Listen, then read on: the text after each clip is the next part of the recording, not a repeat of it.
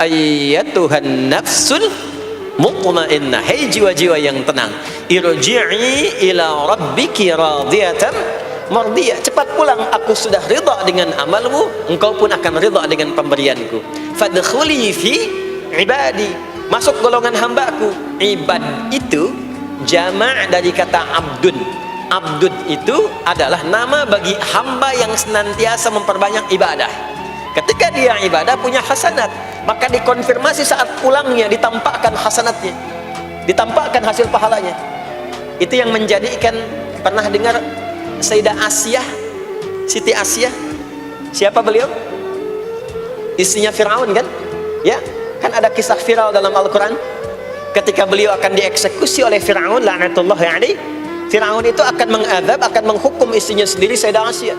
Ketika akan disiksa dan sudah diikat dalam tiang itu, akan disiksa, maka beliau berdoa, Siti Asyah itu, dan doanya diviralkan di Al-Quran. Rabbi bnili indaka baitan fil jannah wa najjini min fir'auna wa amalih. Ya Allah, aku telah berislam, mempertahankan akidahku saat ini sampai dengan sekarang, maka mohon ya Allah, berikan kepadaku anugerah di surga nanti, bangunkan satu istana di surga, dan selamatkan aku dari buruknya siksa Fir'aun, sehingga menjadi tanda bagi orang-orang yang akan beriman bahwa beriman itu menyenangkan. Maka apa yang terjadi? Saat sakaratul maut itu ditampakkanlah oleh Allah istana di surganya, maka dia tersenyum. Dalam senyum itu Fir'aun kan gak ada imannya, jadi gak ada koneksinya. Maka mulai menghardik, kata Fir'aun, ini perempuan mau dieksekusi kok malah senyum. Dia nggak tahu kalau dalam keadaan itu surganya sedang ditampakkan, istananya ditampakkan. Maka meninggallah beliau dalam keadaan sedang menatap istana surganya, ya, dan berhasil wafat dalam husnul khatimah. Dan Fir'aun tidak mencelakai, tidak menghukum, tidak menyiksa beliau itu kecuali dalam keadaan sudah wafat, ya, ini tak terasa lagi.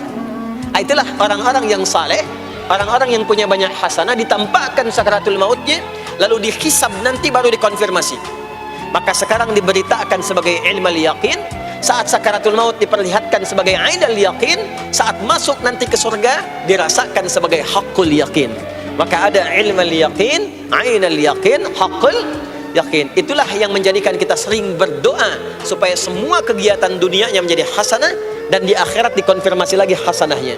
Ada di Al-Baqarah surah kedua di ayat ke-201. Wa minhum may yaqulu rabbana atina fid dunya hasanah wa fil akhirati hasanah wa qina adzabannar. Nah, perbuatan hasanah yang pertama itu salat.